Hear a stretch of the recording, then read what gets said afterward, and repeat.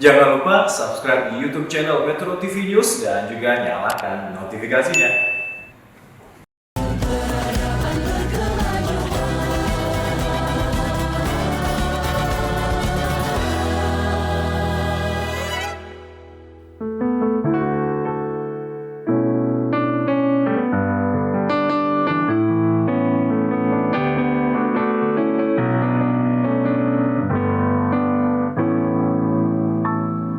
Assalamualaikum warahmatullahi wabarakatuh. Waalaikumsalam. Alhamdulillah wa syukurillah wa la hawla wa la quwata illa billahil aliyil azim. Kajian Ramadan kita kali ini di bawah tema Islam untuk Indonesia Maju akan membahas suatu topik yang sangat erat hubungannya dengan tema itu, yaitu menjadi umat unggulan. Sebenarnya kita angkat dari sebuah istilah dalam Al-Quran, khairu ummah. Karena Al-Quran memerintahkan umat Islam, atau Allah subhanahu wa ta'ala menyatakan umat Islam dijadikan sebagai khairu ummah, umat yang terbaik, umat yang unggul. Itulah muncul topik menjadi umat unggulan gitu. Istilah umat unggulan ini di kalangan umat Islam sepertinya masih belum terlalu populer ya. Jadi bisa tolong lebih dijelaskan gitu kepada kita apa sih umat unggulan itu dan siapa umat unggulan itu? Apakah hanya umat Islam atau umat yang lain bisa menjadi umat unggulan juga, atau kalangan umat Islam tapi hanya sebagian dari umat Islam dan yang lain ada yang tidak unggul gitu?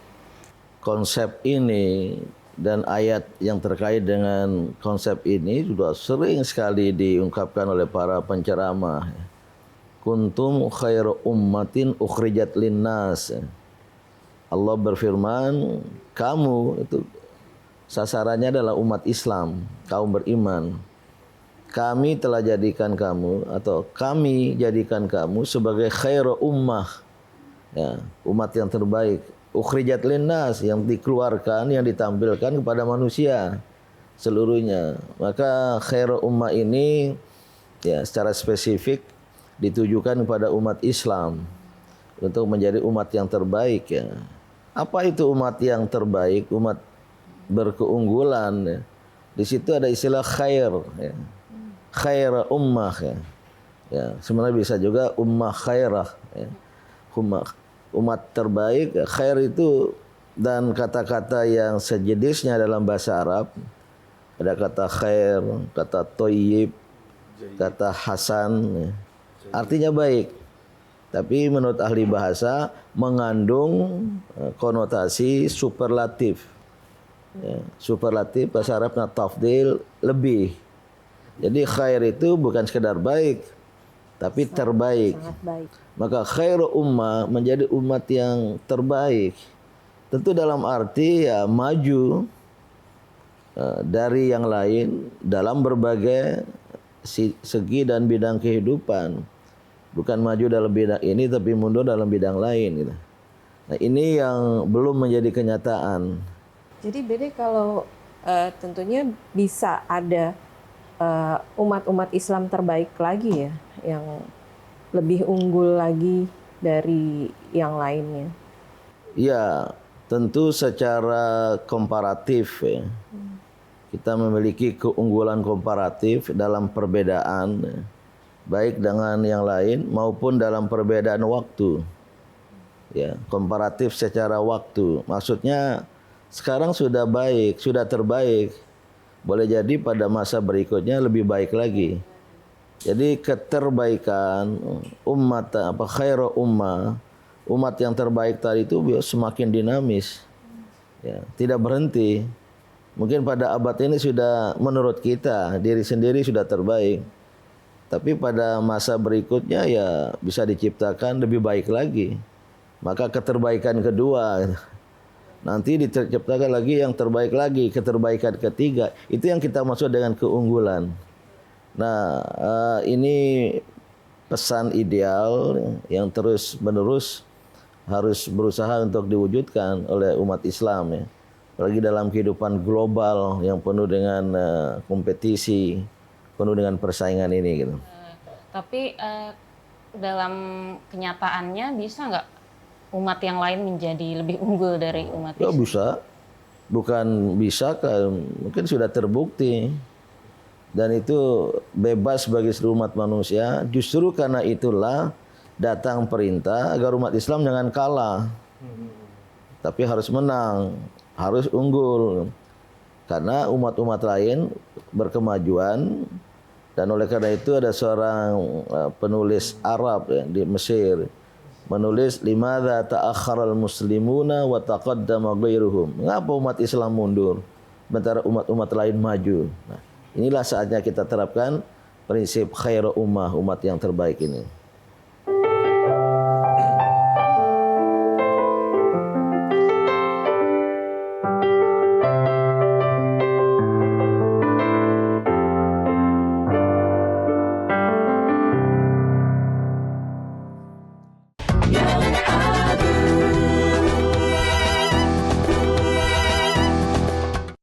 Dipersembahkan oleh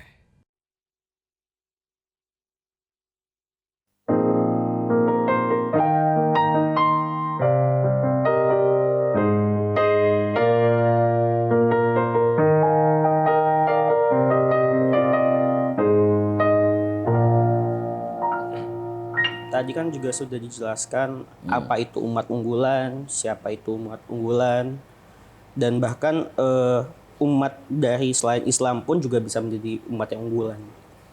Nah, namun kenapa Islam sendiri, umat ini sendiri masih dirasa kalah dari agama yang lain? Nah, itu bagaimana tanggapan Pak Adin? Untuk menjadi dan meraih predikat terbaik, predikat unggul itu terbuka bagi semuanya. Bagi seluruh umat manusia, semua kelompok, baik agama, bangsa, suku, dan lain sebagainya. Karena mereka adalah makhluk ciptaan Allah yang sama-sama diberi kekuatan, yang diberi potensi untuk maju. Jadi yang diberi kekuatan itu bukan hanya kaum beriman, tapi seluruh manusia. Nah, sekarang persoalannya adalah bagaimana kita mengembangkan potensi itu. Dan pengembangan potensi ini nanti akan ada wujudnya, akan ada hasilnya. Nah, memang dalam lintasan sejarah ya terjadi up and down, naik turun. Ya. Nah, mengapa umat Islam pernah maju, kemudian mundur? Ya tergantung kepada apakah mereka menguasai dan menerapkan syarat-syarat kemajuan yang sudah banyak kita bicarakan di ruang ini. Apa itu kriteria, syarat, dan ciri-ciri kemajuan. Kalau itu tidak diamalkan ya akan menjadi kemunduran. Oleh karena itulah Al-Quran selalu memesankan, kami telah jadikan kamu khairu ummah. Ini kata kerja fi'il madhi, masa lampau. Ada yang berpendapat dulu. Kata Allah telah kami jadikan kamu khairu ummah dulu. Nah sekarang belum tentu. Tapi pesannya oleh karena itu rebut kembali gitu. Ya. Mengapa mundur? Ya, dalam buku yang karang oleh seorang penulis Mesir tadi itu, mengapa umat Islam mundur dan umat-umat lain maju? Jawabannya yang paling umum adalah karena umat Islam tidak mengamalkan Islam, tidak mengambil api Islam, memegang api Islam, tapi yang dipegang hanya abu Islam. Abu dan api beda ya. Nanti datang seperti ulama besar Muhammad Abduh, Islam ini tertutup oleh umat Islam. Al-Islam mahjubun bil muslimin. Ya. Tidak mengamalkan ajaran Islam. Islam justru diamalkan oleh umat lain. Maksudnya ajaran-ajaran Islam tertentu ya, di luar keimanan diamalkan oleh bangsa Eropa, diamalkan oleh bangsa Jepang ya. Apa mengamalkan Islam? Disiplin waktu, kerja keras, disiplin di lalu lintas, itu ada semua di Jepang katanya. Soal waktu. Nah ini penyebab ya, mengapa umat Islam mundur dan tidak bisa merebut kembali menjadi khairu ummah gitu. Dalam pengamatan Bede, kira-kira dalam waktu dekat ini ada nggak potensi-potensi atau tanda-tanda umat Islam khususnya di Indonesia nih meraih keunggulan itu? Ya potensi ini selalu ada ya. Tapi kadangkala kita sudah merasa maju, tapi bangsa-bangsa lain lebih maju.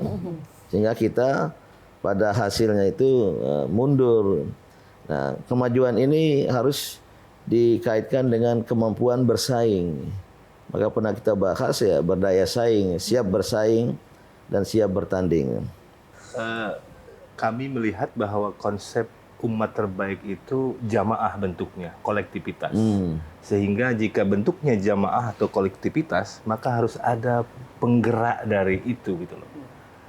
Saya kira di zaman dahulu mungkin ada nabi atau rasul yang diutus, kemudian beliaulah yang menjadi penggerak perubahan tersebut. Apakah di Indonesia ini ada kaitannya umat terbaik ini dengan soal leadership?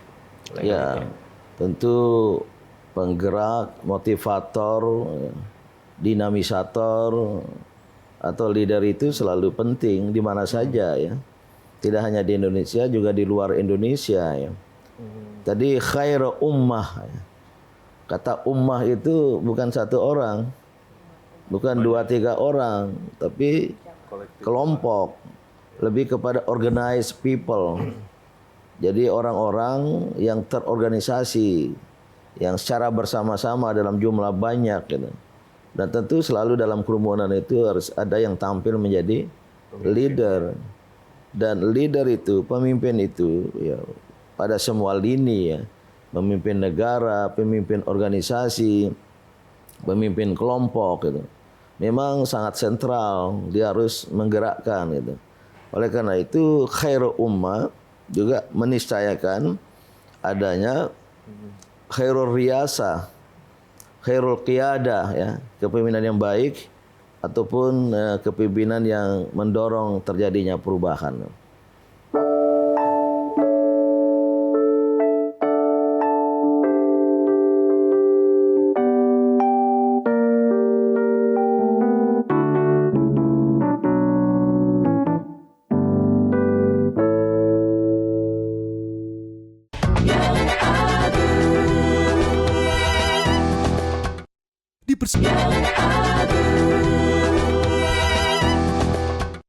Dipersembahkan oleh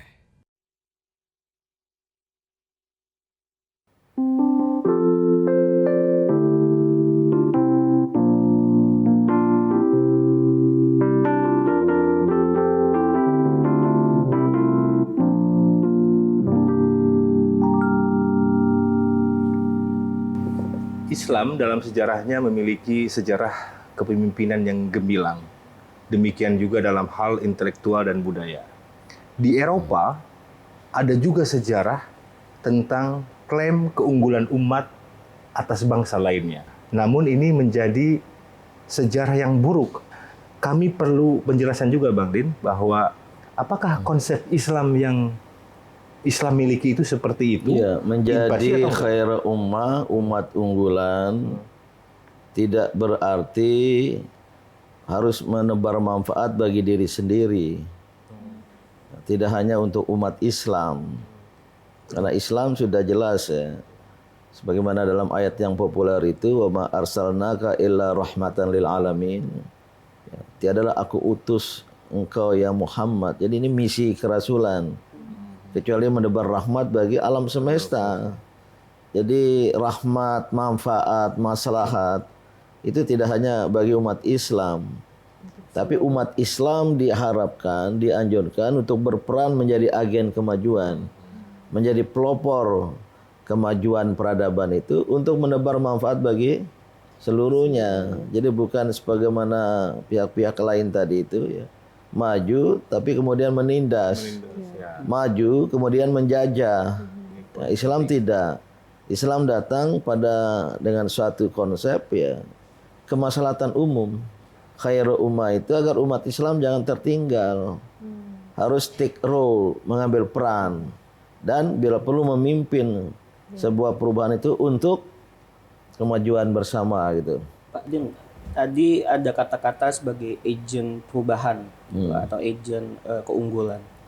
Nah, ya kita lihat kan memang sekarang umat Islam ini dianggap mundur dibanding umat yang lain. Nah, ya saya sebagai anak muda nih, generasi muda nih, gimana nih cara supaya saya bisa saya mau jadi agen perubahan ini, menjadi yang lebih unggul lagi umatnya untuk memajukan Islam. Perubahan itu sesuatu yang harus dilakukan manusia ya. Dan Allah dalam Al-Quran tidak akan melakukan perubahan dalam kehidupan sesuatu bangsa, sesuatu umat, kecuali mereka sendiri yang melakukan perubahan. Ya, innallaha la yughayyiru ma biqaumin hatta yughayyiru ma bi anfusihim. Ayat yang sangat populer. Allah tidak akan mengubah keadaan sesuatu bangsa, sesuatu umat kecuali mereka sendiri, bangsa itu sendiri, umat itu sendiri melakukan ma bi anfusihim. Sering enggak diterjemahkan itu. Mereka sendiri melakukan perubahan pada ma apa-apa bi anfusihim yang ada dalam diri mereka sendiri.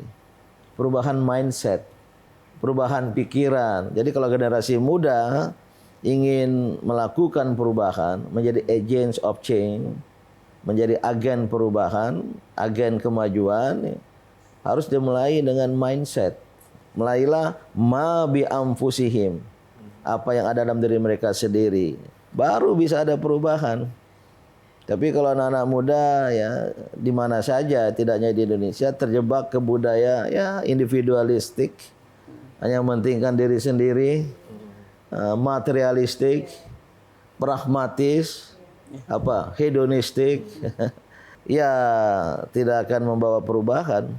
Saya berkeyakinan ya, dan juga melihat adalah kelompok anak-anak muda yang kreatif, ya, yang inovatif. Ya. Bahwa ada yang seperti tadi budaya instan, ya instan ingin ya serba gampang.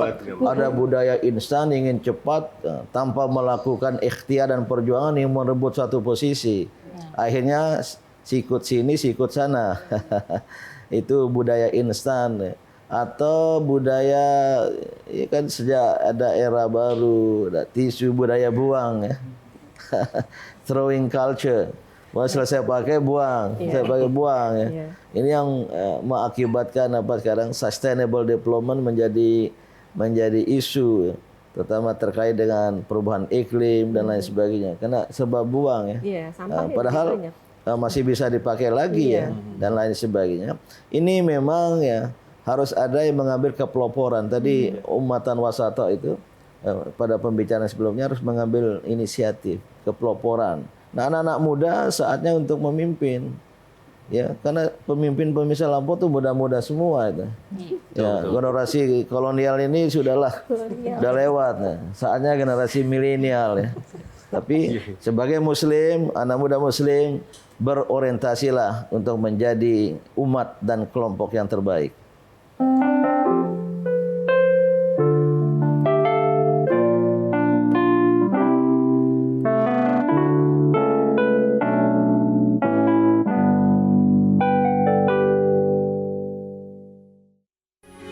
Metro TV.